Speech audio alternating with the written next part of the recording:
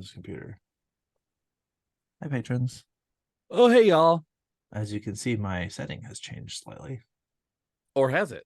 Maybe you just weren't paying attention all this time and it's been the same ever since. Did you But all know here, that Abraham is a doom prepper? all right, you can kind of see the forest out there. See? In an undisclosed location. Ignore the sign on the wall.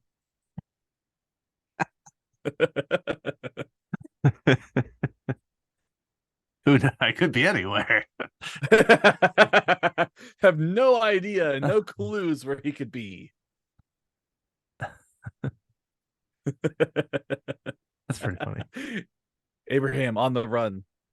That's right. Oh man. Okay. Um. Oh. We have not talked about our topic yet. We're talking about Bro, but unrelated to that, I wanted to ask you, Shane, how classes went this week. They went well. Everybody's all set up for success, I think, and Cool. we are diving into the classes I'm teaching. I'm teaching verbal behavior, experimental design, and concepts and principles of behavior analysis. So I'm teaching those three Wow, classes right now, and yeah, so very different, all very different classes, but super interesting. man. Um. So it was verbal behavior. What was the second one? It was experimental design. Experimental design. Okay. Yeah, I love Is teaching experimental design. It's so fun. this master's level? Yes, they're all master's level, graduate level. Do you use Sidman for that class at all? I don't actually. The course is set up so it's mostly for experimental design. It's mostly the pennypacker stuff. Oh, okay. That's good. And so yeah, so we use a lot of that stuff for that one. Apex stuff's There's fun. the other one too. What's the Ledford and Gast? That one's pretty good too. We try to use that. What's it called? It's Ledford and Gast. Oh, okay. Their experimental design book, single case designs, but mostly, yeah, it's a single case research methodology, but mostly we use the Johnson and Pennypacker stuff. So, and the new Cooper book, the latest edition has a pretty decent section on experimental design, so it's kind of nice, Cool. you know. Yeah. And then Um, verbal behavior, we use Skinner's verbal behavior, and then a whole lot of other resources to flesh that out. I sure. had to warn all my students. I was like, because I've got some students that like English as a second language. I'm like, just know that Skinner is not known for his creative writing. Um, and they were like, "You're scaring us." I was like, "I'm warning you. It's a fair warning." Yeah. Well, yeah, Walden too. So sold over 1 million copies. So Mm, good for him. He has so many books. We were for the one podcast we're on, we were like talking about doing a Skinner series and reading all of his books. Because I will admit I have not read most of his books. I had a really hard time with it. mm, So I am going back and rereading like from the very beginning. So right now currently reading The Behavior of Organisms. that's a tough And read. starting there. That is a fucking tough read. That's I was like, I can't do this. Like, how does anybody do this? Like, I know what he's talking about, and I don't know what he's talking about. yeah, that one. What the most useful thing I got out of that one was understanding the nomenclature and the decision around things like SD as with like a superscript D, and S Mhm. delta, and like the logic around all of that, the naming and the symbolism used in those. Yeah, But yeah, that was a tough read. I've actually read most of his books, I think, because I've read Behavior of Organisms, I've read Verbal Behavior twice, I've read About Behaviorism, I've read Science and Human Behavior, I've read Beyond Freedom and Dignity, I've read Walden 2. I've read I forget the name of it. I've not yet read Schedules of Reinforcement, but I've read chunks of it. I Um, imagine that one has got to be quite dry. I would think so, but I did write it with I'm Charles Furster, so I'm looking forward to reading Enjoy Old Age. I think that Yeah. that sounds like it's going to be a more interesting one. Yes.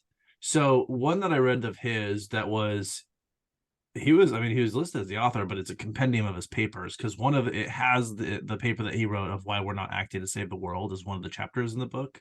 Yeah, And yeah. it's not the on the particulars of my life. It's something else. Um I've never read Technology of Teaching. I've never read Shaping of a Behaviorist.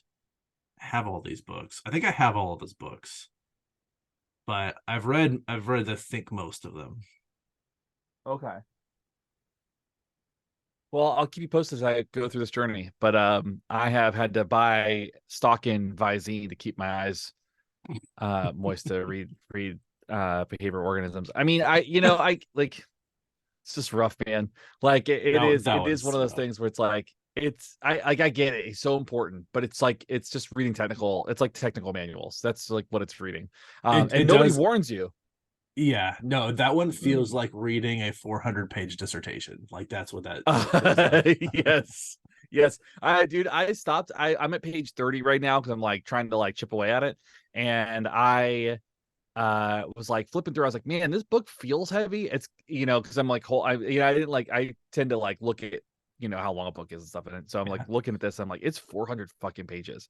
Yeah. And I'm like not not particularly looking forward to it. So not gonna lie, there were moments of it where I was like, I'm just reading this to read it at this point. Like I'm letting the text go into my eyeballs and to some extent into my brain, and like whatever happens after that, I'm just sort of like, I don't care anymore. I uh-huh. just need to get Uh-huh. through it.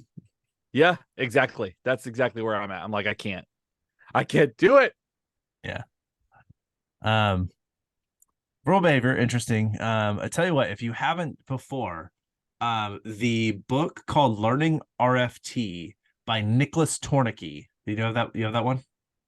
Right here. Yeah, that one. His summary on verbal behavior is absolutely fucking fantastic. Like the first few chapters Yeah. of that book, he does such a good job summarizing verbal behavior. Yeah, that one is really good. I really did enjoy that one. So, all right. You ready to do this thing on bro? I'm ready to do this thing, bro. Yeah, let's do this, bro. Not David Henry Thoreau, Right. different person. Different person. David Henry Burrow. Breaux. What a great last name for how he is too. Right. Bro. Um, God, it cannot possibly be a coincidence that they named him David Henry. Um, Yeah, one of anyway, the only people I like with two first names. okay. Ready to count down? Let's do it. All right.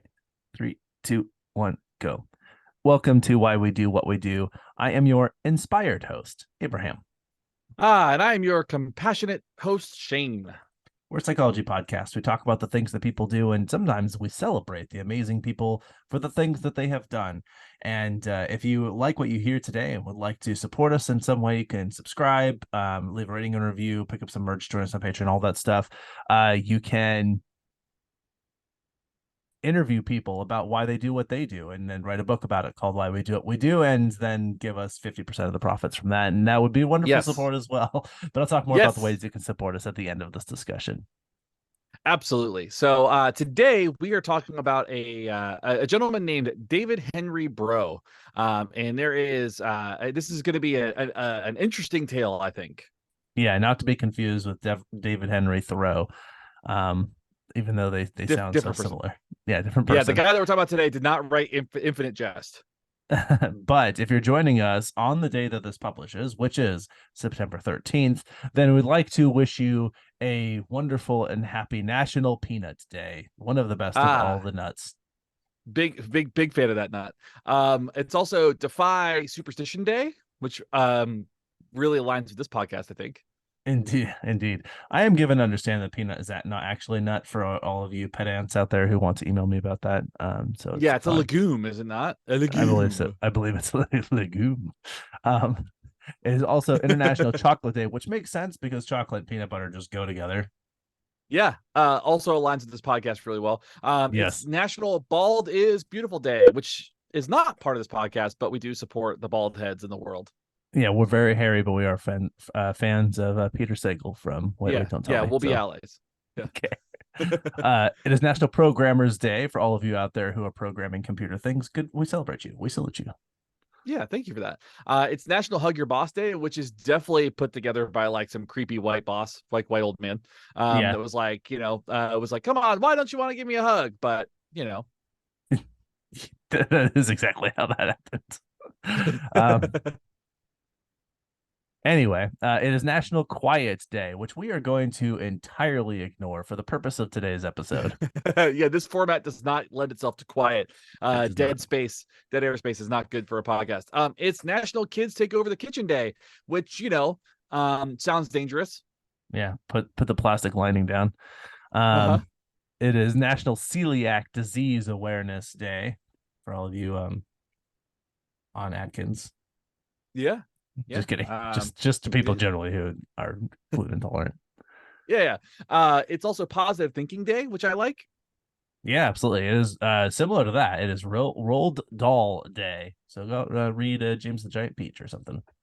Or, the BFG, which, I always joke that stands for Big Freaking Guy. That's pretty good. I like that.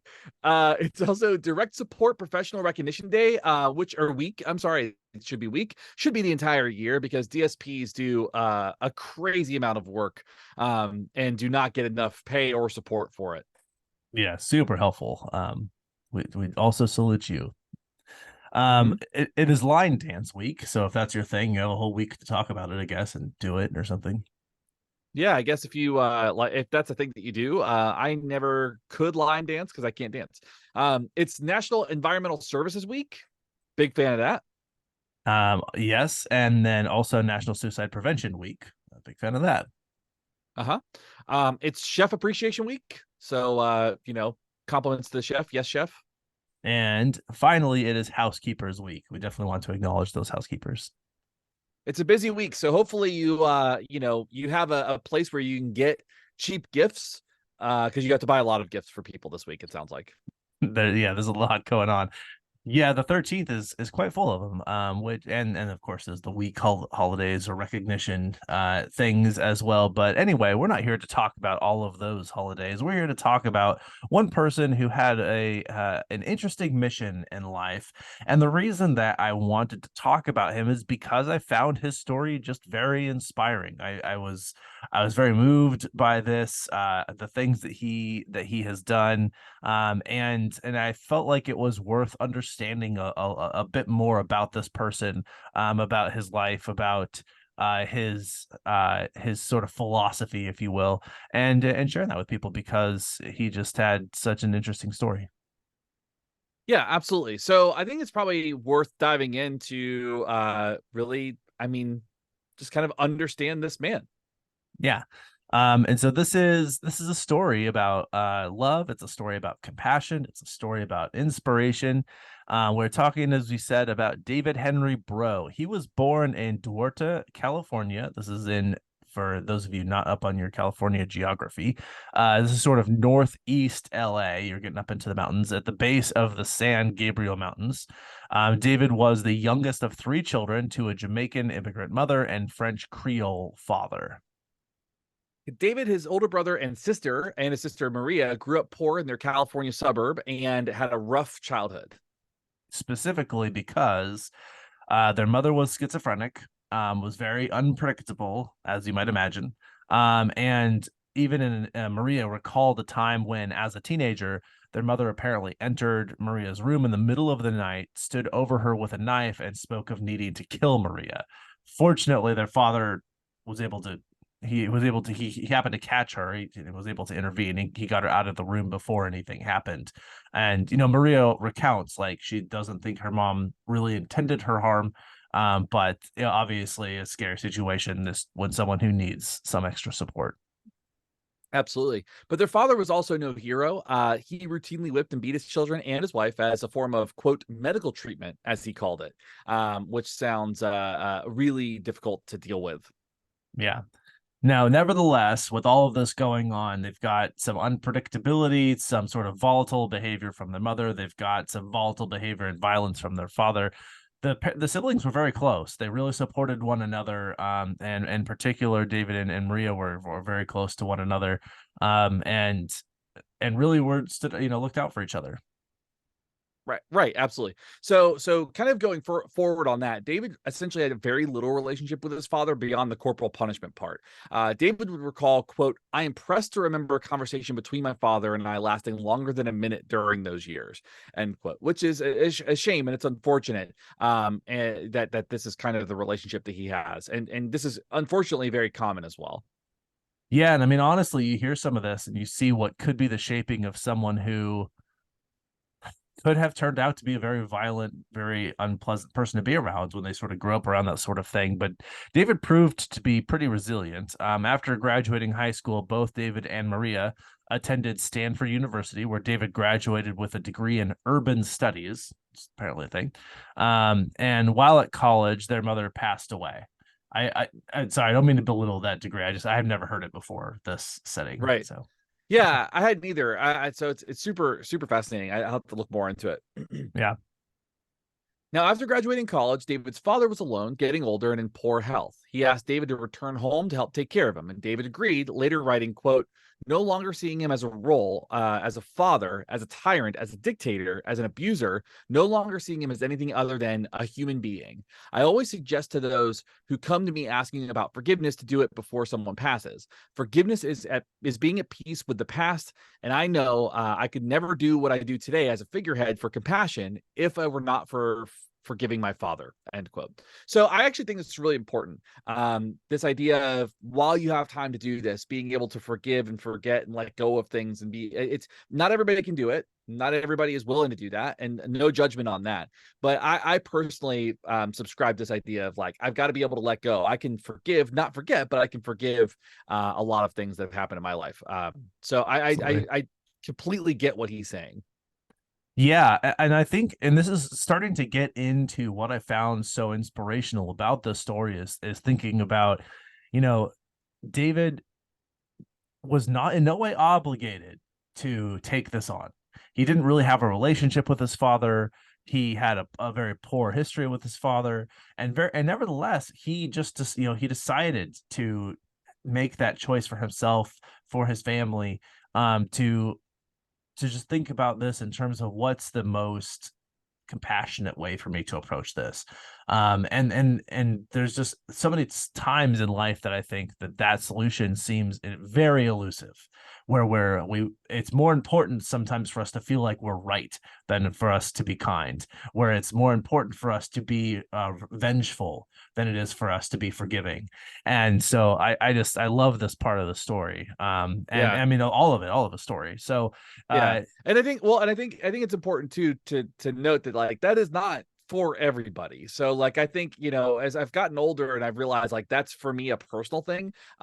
If you've got a personal thing going on, whatever it may be, family related, person related, like, it is not an obligation. So, like, we're not saying that, like, this person is better than anybody else, or that you are a bad person for not forgiving. It's simply just a perspective to take more than anything. Yeah, and I think, but you're absolutely right. And for myself, what I hear in this is like that is kind of like how I would like to be, um, and Yes, and so not everyone's going to feel that way, but that's sort of how it landed with me at least. So, absolutely. um, Me too. now, eventually, Maria and David made their way to the San Francisco Bay Area. This is sort of northern-ish California, starting to get up toward Northern California. In February 2008, a then 34-year-old David went through a particularly difficult breakup that left him depressed. And he happened to, during this time, attend a TED Talk by Karen Armstrong. And the TED Talk was called My Wish, the Charter for Compassion. And in this TED talk, he found it really landed with him. It really resonated with, this is now what I want my life to be about. And one of the quotes that was in this TED talk I thought I'd pull out is where she says, quote, compassion goes beyond communities. It recognizes people. It recognizing. Did I miss say that? I thought I Maybe copy and it's pasted this. recognizing. I think yeah, maybe right. Beep. It's recognizing others' humanity. The world is drawn together and yet farther apart because of compassion. End quote. And I'm not sure if that was exactly the one that he pulled from, but that was a I thought a relevant quote in there. And so yeah, this whole talk of hers was really oriented around this idea of compassion. Yeah, which is I think a good thing. So, moved and inspired by the talk, David found his purpose, compassion. He wanted to work on his compassion work full time, is what he said. He wanted to work on his quote, compassion work full time, learn about compassion and help promote compassionate behavior. And he went to Lake Merritt in Oakland to ask people what they thought compassion is. Yeah, he also moved to Davis in 2009 to live with a friend, and with a notebook that would later become many notebooks, he decided to stand at the corner of 3rd and C Street. You don't really need to know anything about it besides that that's a particular location in the story, and would Right. ask passersby to describe what compassion meant to them. So it simply ask them, like, what is compassion? What do you think it is? What does it mean to you? And he would write down what they said in his notebook that again became many notebooks. Right, which is a really fascinating thing, and also I think important to kind of think about. This is a stranger standing on the street asking you questions and recording your responses. But despite the fact that he stood at an imposing 6'2", he was able to amass more than 11,000 responses from total strangers, giving their thoughts on what compassion meant, which I think is really cool. That's quite a few interactions. Yeah, that is some that is a pretty good end size for aggregating a decent amount of data, Yes, if you yes. will. All right, let's talk a little bit about what he did with this after we let some less than compassionate advertisers try and sell you some things. So smooth. That's so good. Thank you. Okay, we're back. We've been talking about this sort of history of David Breaux, and him finding his way to a TED talk that inspired him to do work on compassion, which at least initially meant that he was aggregating people's responses about what they thought compassion was.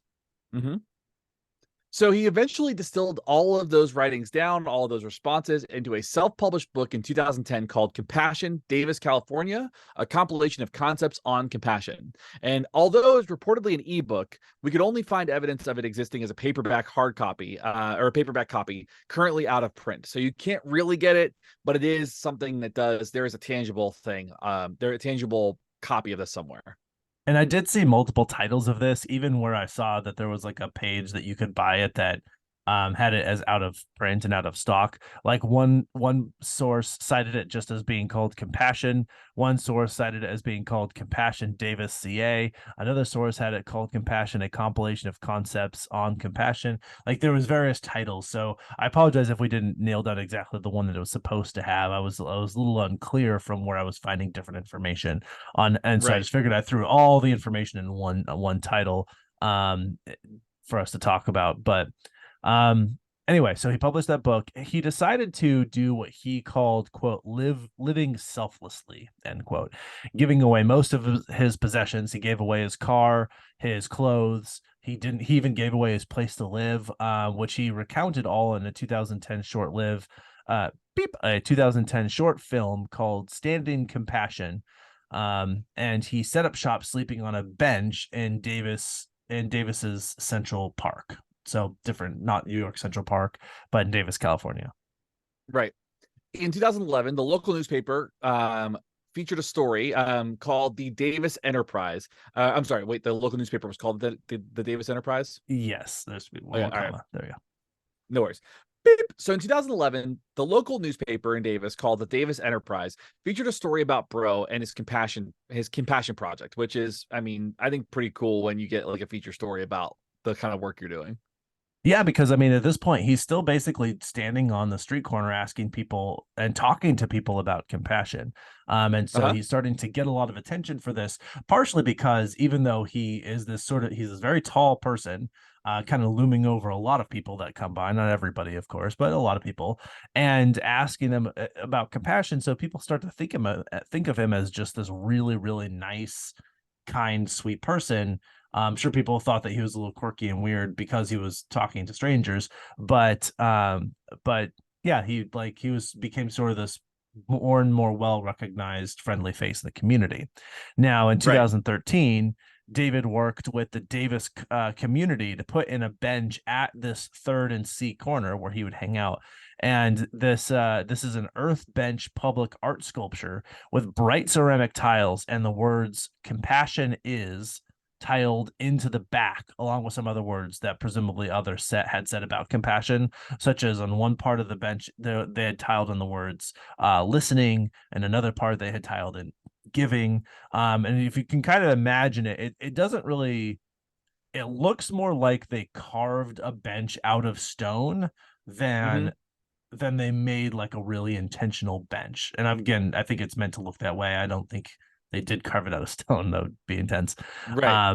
But it looks like sort of a big sort of pinkish red stone with these really pretty mosaic things sort of tiled in sections of it that have some text and images and that sort of thing. Right. It's pretty neat looking. And really, I think probably a really great centerpiece for where it's at. You know, like Right. it's a landmark, obviously. Now in 2014, he was able to go on a national tour of 12 cities around the US, dubbed the Compassion Tour, funded by the Davis community, in which he spoke and learned about compassion. So the community themselves helped pay for him to go on this tour, which is really cool. Yeah, and I think he picked communities, I believe, that were he was already interested in like compassion work that they were doing, and so he wanted to sort of go and in support of those efforts, I think was what I remember reading. So okay, now interesting, starting to get into, I think, close to more modernish times. He extended this idea of his and how he's talking about compassion even against his own self-interest.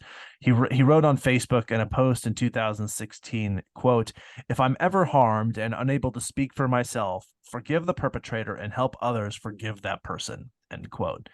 And I think, well, we're going to need to come back to those words because they are the exactly what he says will probably be important. Yes. And that's a pretty, you might be thinking that's a pretty extreme statement. And I think it's probably worth taking a second to pause and think about what that means for you, right? The idea that like if you yourself or you are ever harmed in a way that you can't speak for yourself, then you are not saying press charges against this person, harm this person. You're saying please forgive this person and help the community around them forgive this person. That is a big pill to swallow for a lot of Yeah, people, yeah, and almost very difficult to like wrap your head around that yourself. So it's worth kind of taking a second to kind of maybe process what that means for you.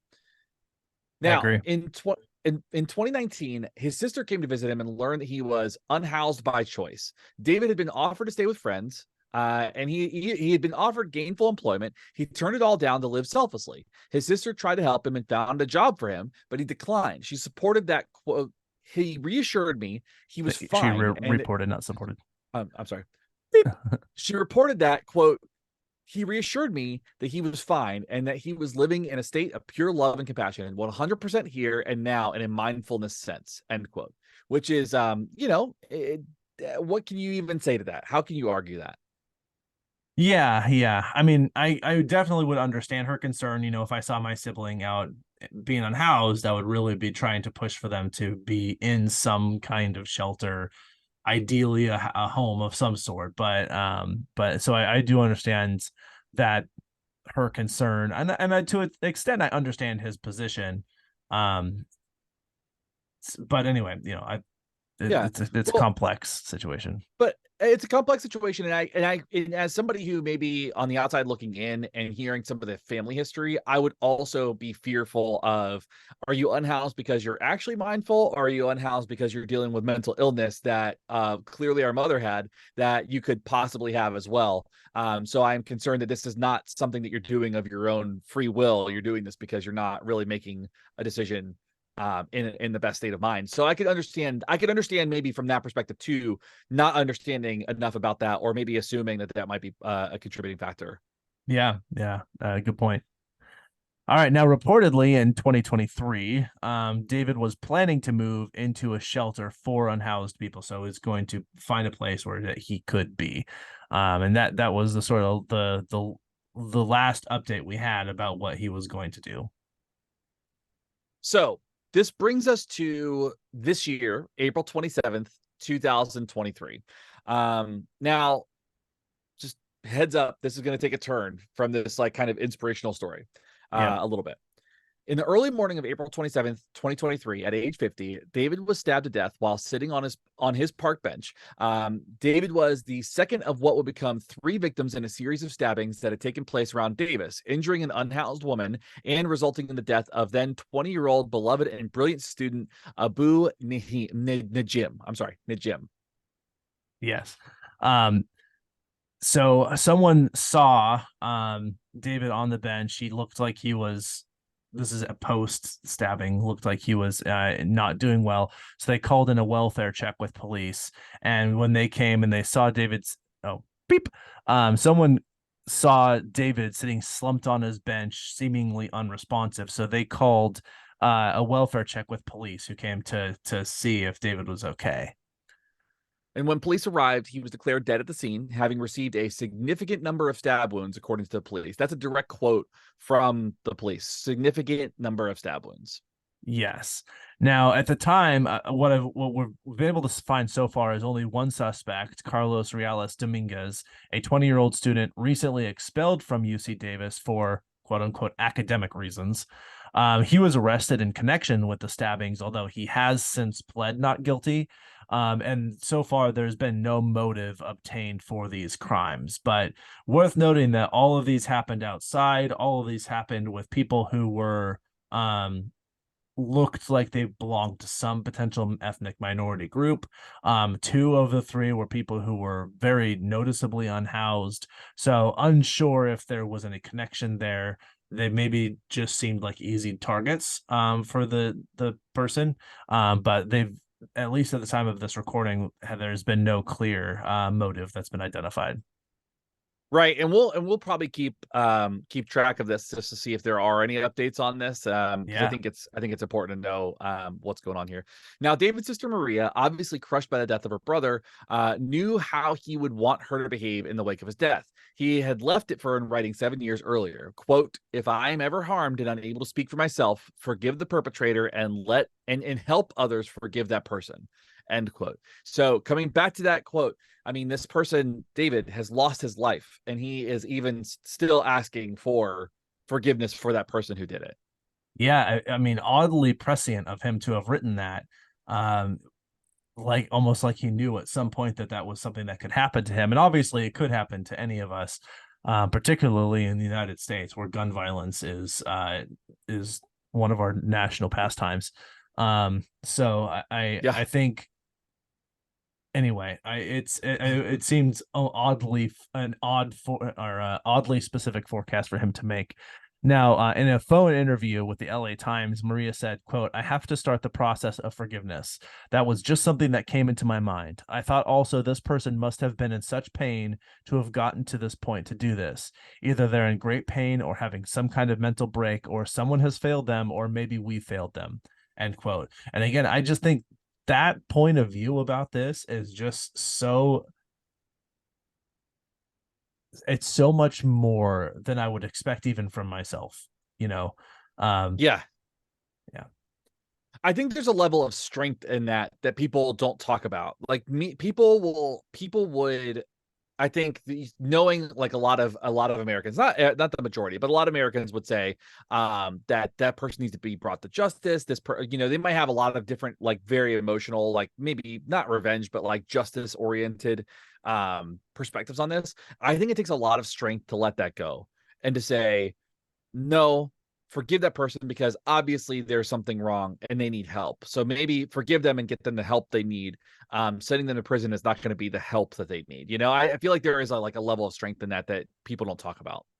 Absolutely. And it's not to say that that people who do have that sense of wanting justice and feeling emotional after being traumatized or victimized, or someone being traumatized or victimized, I think it's very understandable that someone would feel that way. Sure. So it's not Yeah. just to criticize that position, but man, I think just having the being able to think of this in terms of like what led to this person making this horrible decision that has hurt my brother, um and like how did they get to that point, like what failed them along the way, is just is incredible perspective taking to try and think like that. And not that we all need to, not that this person even deserved it. We're not making a case either way, but I find it very inspiration to bring that level of thoughtfulness to your way of managing things like grief, in the wake of a traumatic event like this. That's just, as you said, it does take a lot of strength.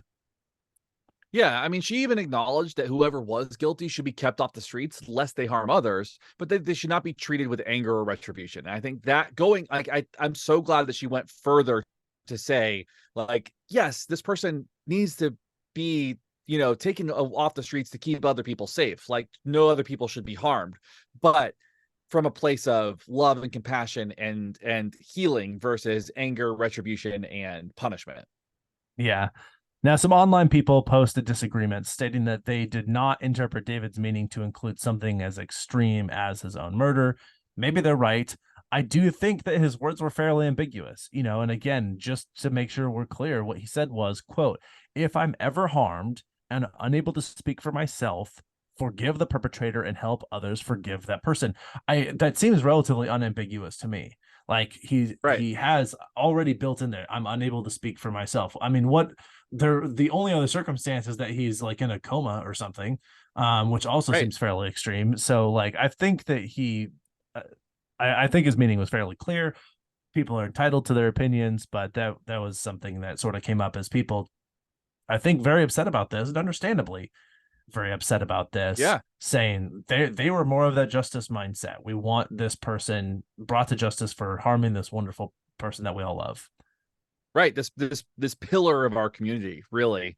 I mean, Yeah. if the community is paying for him to do a tour and like to do these speaking engagements and really and they're going so far as to build, a monument for this guy and all that. I mean, obviously he was meaningful for the community. Yeah. So yeah, I mean, just this is a tragic end for someone who devoted their life to kindness, to loving others, and including complete strangers. You know, um, Yeah. it, it's almost ironic in a way, but I think it's terrible to think about. Someone who's his whole mission in life, it seemed like, was just to treat others with compassion and have others think about compassion and what that would mean in treating others still with compassion, and bringing this to strangers and whatnot. And I find that just a moving place to sort of find oneself.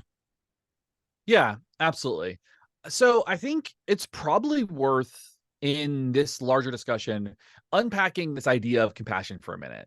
I think that we do have to do that a little bit. I think I would like to give everybody maybe a little bit of space after hearing the story of Bro.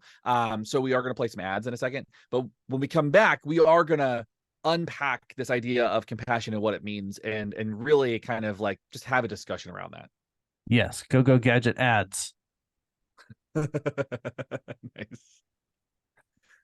So that was an old reference. As we are saying, let's start to try and talk about compassion. Now, I was unable to get a copy of the book that he wrote, Compassion, Davis, California, etc. But there was the way that this was talked about in the TED talk that it was so inspirational to him. I thought was a way that we could orient to this. So the way that Karen Armstrong was talking about compassion, she really linked it to this idea of the golden rule and how that showed up particularly in religious writings like the Bible, where it was, do not do unto others what you would not have done to yourself. Or phrased differently sometimes, do unto others what you would have done unto yourself. And Right. so treat others the way that you would want to be treated, that sort of idea. And I think there's actually something useful in phrasing it as a negative, the don't do unto others part of it. But nevertheless, that's part of the idea of compassion. So I think that I can get on board with what they're sort of saying there. Yeah, I think that makes sense. And I think for me, when I think about compassion and what it means and all of that, I feel like we could probably spend some time talking about empathy versus compassion versus sympathy, right? All Yeah. of those things. And like that's usually those three are kind of lumped into the same discussion. We won't do that today, I don't think. I don't think it's really worth kind of diving into all of that.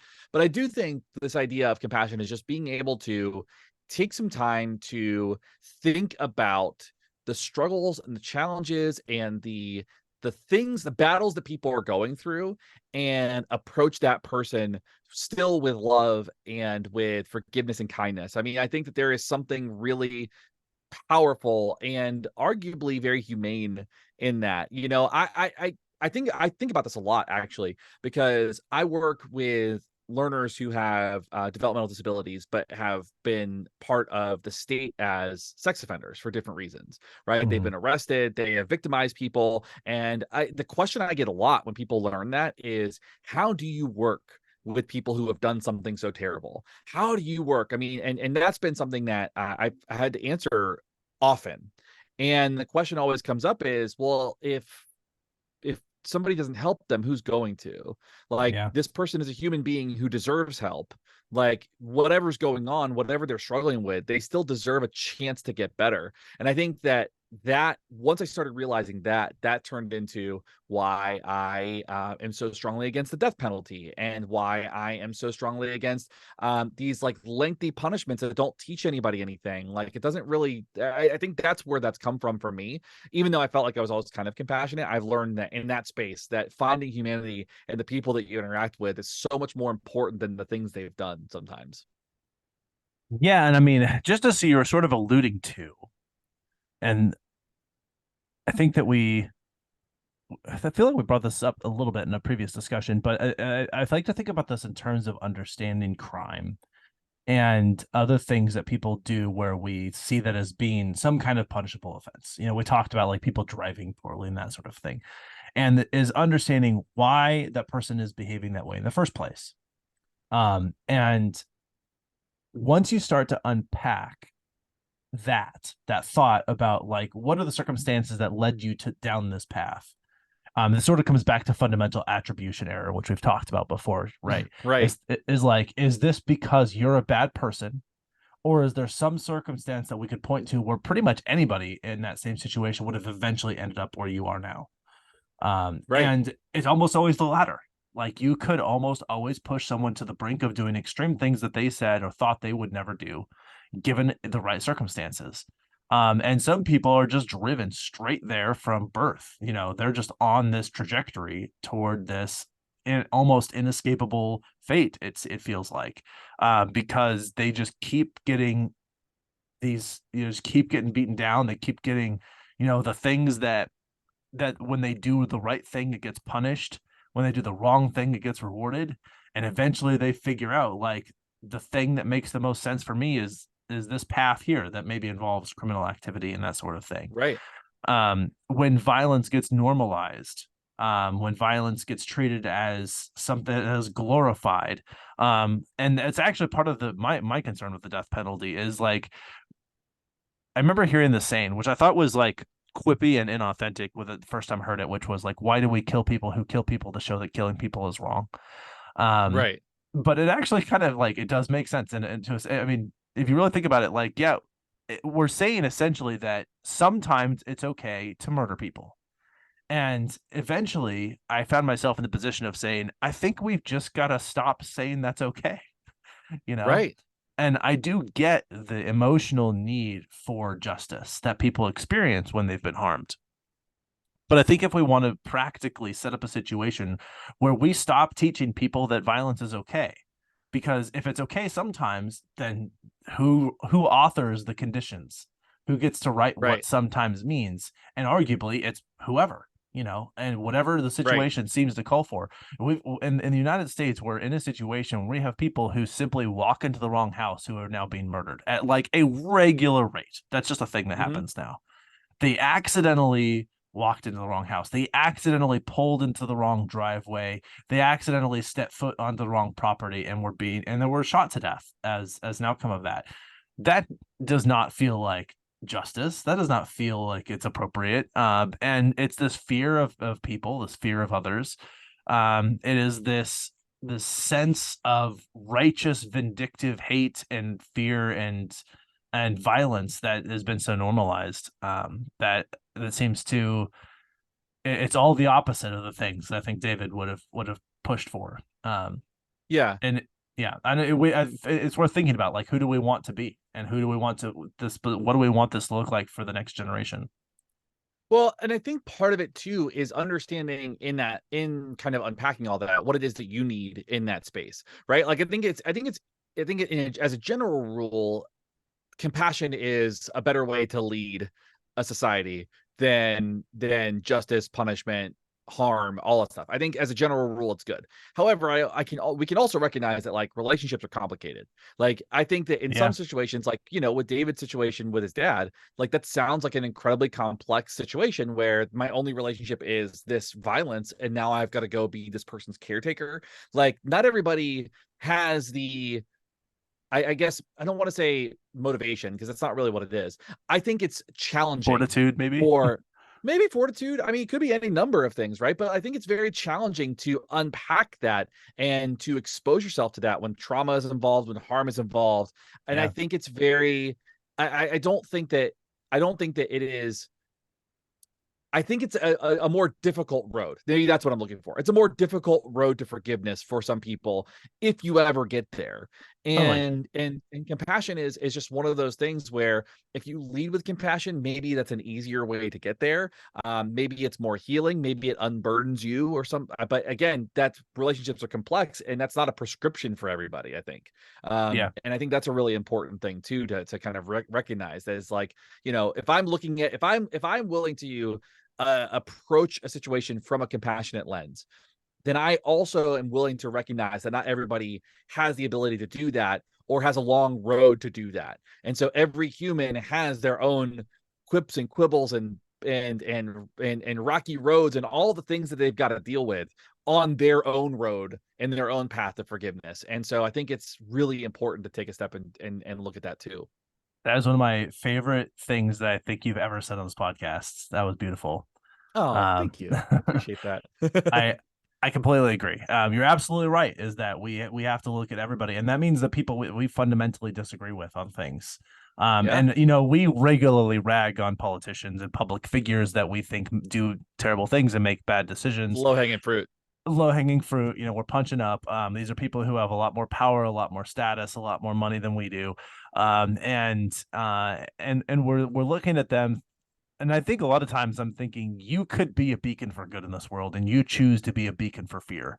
You Right. choose to be an inciting figure to like cause harm, and it's frustrating. And I think that we do have to look at if we want to practice what we preach, we have to look at them with compassion too. And I honestly think that a part of this idea of compassion is it almost doesn't matter. It's almost not compassion if you can't do it, or if you can't do it when it's hard, right? Right. Like compassion isn't just like this is easy. Um, Compassion is this is hard. Right. This is a time when I don't want to forgive somebody. And those are the instances where you really are seeing that person for who they are. And this goes back to the point that we were just talking about what compassion is seeing someone for who they are in the situation that they're in, and understanding where they're coming from, so that you can choose to, if you wish, be a space for that person to do better.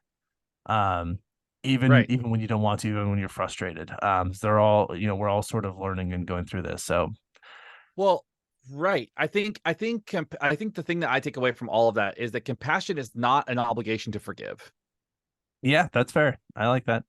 I think it's an attempt to understand, but I don't think it's an obligation to forgive. And I think that's really important for people who you can still be a compassionate person and still struggle with forgiveness. And I think that's where I land on all of it more than I anything. I think that's great. It's a really good point. Well, we managed to riff on that pretty sufficiently. I'm actually very pleased. Yeah. There is one more piece of this which I think is relevant to what we were just describing, understanding sort of why would someone be able to embrace compassion, thinking of this again from the sort of psychological perspective. What gets in the way for people? What does it? What how does that work? Why did David do this? Is probably another Right. one to think about. So we've probably made it far enough to let the advertisers do their thing. I think we can justify that, and then Yeah, you I think can we can. try and feel compassion for them. Good luck, I guess. We'll be right back. I like the good luck, I guess. Good luck, I guess. It's fine, I Yeah. guess. All right. Hopefully those ads were as good for you as could be expected. Sometimes, you get lucky and no ads play during our ad breaks because we just create the space for them and say you can play ads here, and then the algorithm decides whether to put them in, and they're targeted. So if you got Yep. an advertisement for anger management, then that's on you, buddy. Just kidding. Check your algorithm, baby. Just kidding. Anyway, why do this? Why do this compassion thing? Well, so it is worth unpacking kind of the functions or outcomes of behavior within this, right?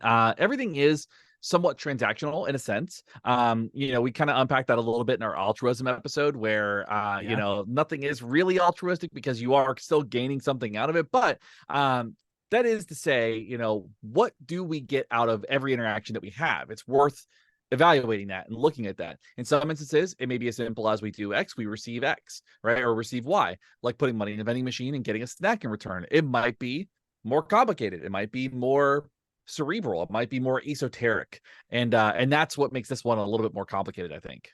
Yeah, I mean, it can be more arbitrary and more abstracted, such as something we might get out of an interaction is the correspondence between what we hold important and our actions. That could be its Mm-hmm. own reward.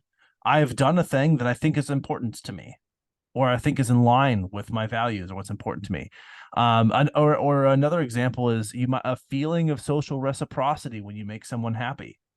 Like Yeah. you didn't, nobody handed you a candy bar for doing something nice to somebody, but you felt good because we're such a social Right. species. Social reciprocity is a fairly built-in reinforcer for us. We see helping others, we do things for our community, and we feel better as an outcome of doing that. When particularly when we know that we've made someone's day a little bit better. And sometimes like those things by themselves function. Those are the functions, if you will, those are the outcomes. It's transactional in that sense, but again, it's not always transactional in a financial or tangible sense. Often the outcome that we get is a feeling of like this felt right, this felt good, this felt like there's a whole thing in here I think that we're talking about is like this thing happened the way I expected it to happen, and that by itself is a outcome that I was looking for. Is I just Yeah. wanted this to go in this direction, and it did. There's some really cool if you're unpacking different concepts in from behavioral lens, there is, if folks that are listening are familiar with signs of damage is essentially like an organism is in pain or discomfort and they engage in like some type of behavior, and the resulting outcome is maybe feeling better but mostly seeing the damage of the behavior, right? Seeing blood, seeing crying, seeing broken items. Like there's some little bit of research in that space, but the opposite of that would be true too, right? Signs of repair. Why do people restore old furniture or restore cars or like repair homes or fix things? Like you're not necessarily, I mean, if it's your thing, maybe you're getting some utility out of whatever that is. Maybe you're avoiding something that's like aversive or uncomfortable. But for the most part, when people do restoration projects, they're restoring things because it feels good to bring things back to life and to repair things and like see something move towards a better state than it was before. And I think that in itself is really worth unpacking as well. I think to me, that's what this really screams is, I'm doing this thing as a signs of repair for my community, for relationships, for people that thrive in this space that I'm currently thriving in. Absolutely. That's fantastic. Another really great one in this episode. That I don't think I'd heard that before, and I love that because you're right. Signs of damage is one we hear about, but signs of repair make a lot of sense, and it really does align with this. If you think about if I see someone who is struggling with something, who maybe has done something that a lot of people would find abhorrent, and I go in and say like, I'm going to have a real heart to heart with this person. I want to just like find out where they're coming from, what they're feeling, and see if I can help them find a better path for themselves. And there that would look like compassion. And I think the transactional part of that is like this could be this person, there's signs that they then are making progress toward making different decisions, that Right. they're now behaving more compassionately and more thoughtfully toward others. And yeah, I like that a lot. That I think thinking about compassion as having signs of repair, I think is really cool. Yeah. as sort of one of the outcomes for what do you get out of this work.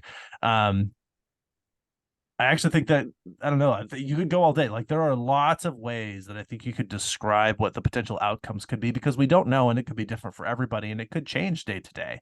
Like for on one day, David may have done this out of a sense of obligation, feeling like my day won't feel complete unless I do this work.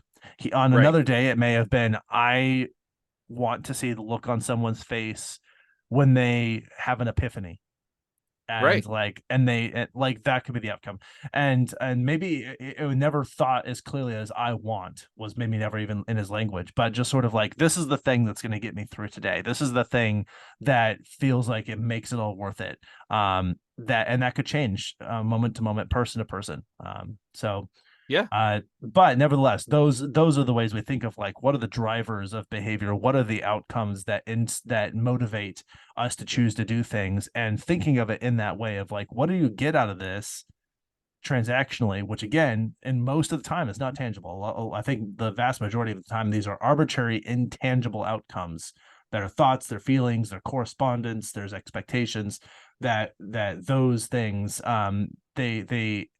they can be the drivers of the decisions that we make that look like this, that seem like they don't have any clear outcome, but there is one.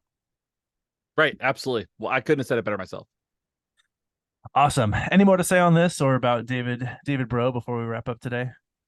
I mean, obviously, there's not a lot to know about this guy, especially because it's a fairly new story. Like, so we are, as more information comes up, we are gonna be able to share updates and stuff as we go. But, yeah, I mean, I feel like it's a really, humane way to live in terms of putting people's humanity above like a lot of other, yeah, I think that's a nice way to look at the world. I think it yields less anger towards people and the things they do. Yeah, yeah. And I think, as far as other take home points, I just thinking about and really thinking about why we even chose to talk about this in the first place is just this guy's, he spent his life championing this idea of compassion and then was stabbed to death and had left this message about like not being vengeful or vindictive toward whatever perpetrator may have committed whatever crime against him, and just thinking like what a cool platform to or like an opportunity to use this platform to talk about this idea of compassion, why it drove him, the way he touched and influenced other people. And I just thought that was a cool Yeah, conversation for us to get to have. It felt, this one felt a little bit more personal, a little bit more for free flowing, if you will, than some of our other yeah, discussions where we have like a lot of specific points we're trying to make. And I kind of like that. I feel like there was some utility there. So hopefully people got something similar out of it. 100%. Well, let's go ahead and close it out there then. I think there's some important things we need to know, which is that if you'd like to support us, as I said at the beginning, go wherever you're listening to this, leave a rating and review, join us on Patreon. If you do that, you get extra content, bonus things. People who have joined us on Patreon include Mike M, Megan, Layla, Mike T, Justin, Kim, Joshua, Brad, Stephanie, Olivia, Brian, and Ashley. That is not one really long name. That is a whole bunch of individual names from people who support us. And we Just to be really clear. appreciate them. Yeah, just to make sure we're clear. You could also pick up some merch at our merch store. You can subscribe to our podcast. You can, if you would like to talk to us about compassion or about any of the recommendations we're about to give, you can email us directly, info@wwd.podcast.com, or join us on the social media platforms. And also, you get to listen to this because of the people who make this happen. Writing and fact checking from Shane and myself, audio engineering and editing from Justin, and our social media coordinator is Emma Wilson. My team thank you all, and they're the ones who make this happen. So appreciate you. Yay. And of course, thank you all for listening, and of course, thank you for recording with me today, Shane. Of But course. we're not done yet. We have some recommendations. Recommendations. All right, I'm recommending a movie that came out, I believe it was this year. This is I tend to not like rom-coms very much, mostly because I find their plots to be paper thin and extremely cookie cutter. Right. And like you can pretty much predict what's going to happen scene to scene, sometimes line by line, in a Right. show. But there was this movie that came out that sort of it it took the idea of a romantic comedy and sort of put a totally different spin on it, which was really fun to watch. And that was it's called Bros, Okay, largely starring Billy Eichner, but also had Bowen Yang from Saturday Night Live, and several other really fun actors that people recognize. The actor whose name I'm forgetting who was on Community was on here. So anyway, it's sort of a rom com, if you will. It's very funny, but it's took a slightly different spin on it. I will go and say it's largely an LGBTQ plus type film, but sure. nevertheless, I think really funny, really just it's it's a lighthearted good time. So sit down and enjoy. I like it. I heard it was pretty funny. I heard it was pretty good. Yeah, I liked it. All right. Well, the speaking of the opposite of lighthearted, I just finished a book called The Fisherman by John Langan. This was recommended to me by a friend of mine who the type of horror genre that we like is not just slasher film. I mean, not that we appreciate we don't appreciate that stuff. Like I always like slasher and murder mystery stuff, but this Sure. one's a little bit different. It's more of a cosmic horror, Oh, where and this one's really cool because it takes place in the Appalachian Mountains. So it's got okay. a little bit of that kind of like old world, old gods feel. But Getting basically it some starts H.P. off with a man Lovecraft who is grieving. vibes. Very, very Lovecraft. Yes, very Lovecraft. Okay. I mean, there's a giant, a beast leviathan that is part of it's on the other side of the veil of reality, as part of this story. Like it really takes a wild turn, and that's not going to spoil anything because the details of the story are very cool. Like it's family members who have passed who are brought back to life through dark magic. It's people who live longer than they're supposed to. It's like doorways to other worlds beyond these, and it really starts off with this character who named Abraham, who is Ooh. a fisherman, and starts kind of discovering local lore and unpacking that local lore over time. Like a big chunk of the story is a story that somebody else tells, about this, like the history of this particular creek. And it's not at all what I expected. And I am obsessed with this guy's writing now. So I Ooh. am really ready to dive into this stuff.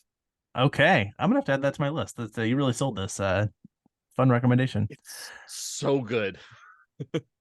Awesome. Well, I think that's pretty much all I have. If you'd like to talk to us about those recommendations, reach out to us. Of course, talk to us about compassion. Look up more about David Breaux. But otherwise, anything else that we need to add, or anything that you would like to add, or that I missed before we wrap up, Shane? Nope, I think that covers it. Perfect. Then I think that's all we've got. This is Abraham. And this is Shane. We're out. See ya. Right. We can't believe we stretched that out And to 54 minutes. dude, I was just thinking that. I was like, how do we do that? That was like one of the shorter notes. Yeah. That was so much riffing. It was good though. I like it. Yeah. Yeah, I thought that went. I really liked that sort of off the cuff, um, natural feeling conversation part of it. I thought that landed well. Yeah, that was cool. All right. Well, All I right. made the mistake of murdering my thirst, so I should probably take one more very short bathroom break. I'll be right back. Yeah, I'll go for stop this for patrons. They don't need to listen to this part. it. They'll need to hear you pee. Yeah, bye, patrons. Bye, patrons.